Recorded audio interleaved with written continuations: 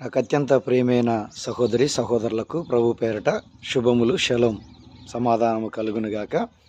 ఈ 2025 సంవత్సరంలో నిజంగా మన ఆత్మీయ జీవితంలో ఒక మంచి ఆధ్యాత్మికమైన జీవితమును అనుభవించాలి అనే ఆలోచన నీకున్నట్లయితే ఈరోజు నువ్వు చేయాల్సినటువంటి ఒక అద్భుతమైన పనిని నేను మీకు తెలియచేస్తాను. జాగ్రత్తగా విందాం. అదేంటంటే, మొట్టమొదటిగా నువ్వు దేవునితో సహవాసం చేయాలి.